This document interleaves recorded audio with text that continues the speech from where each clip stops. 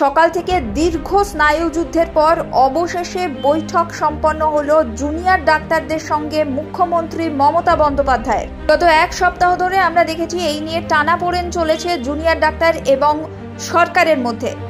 Live streaming এর দাবিতে একাধিকবার বৈঠক বানচাল হয়ে যায়। অবশেষে জুনিয়র ডাক্তাররা সরকারের সমস্ত শর্ত মেনে আজ সকালবেলাতেই মুখ্যমন্ত্রীর তরফ থেকে বৈঠকে যোগ দেবার ডাক আসে। সারাদিন দীর্ঘ আলাপ আলোচনার পর অবশেষে জুনিয়র ডাক্তাররা সিদ্ধান্ত নিয়েছিলেন তারা বৈঠকে যোগ দেবেন শুধুমাত্র এই শর্তে, যদি সরকার পক্ষ এবং তাদের তরফে দুই তরফেই কার্য বিবরণী লিপিবদ্ধ করতে দেওয়া হয়।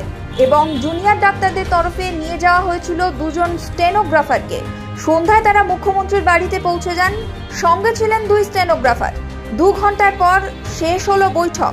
বৈঠকের কার্য বিবরণী লেখার কাজও প্রায় শেষ, তবে এখনো মুখ্যমন্ত্রীর বাড়ি থেকে বের হননি জুনিয়র ডাক্তাররা। জুনিয়র ডাক্তাররা যেমনটা জানিয়েছিলেন, বৈঠকের পর নিজেদের মধ্যে আলোচনা করে তবেই সমস্ত সিদ্ধান্ত নেওয়া হবে।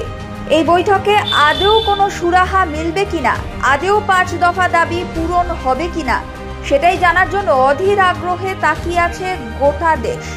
ব্যুরো রিপোর্ট, ক্যালকলিং টিভি।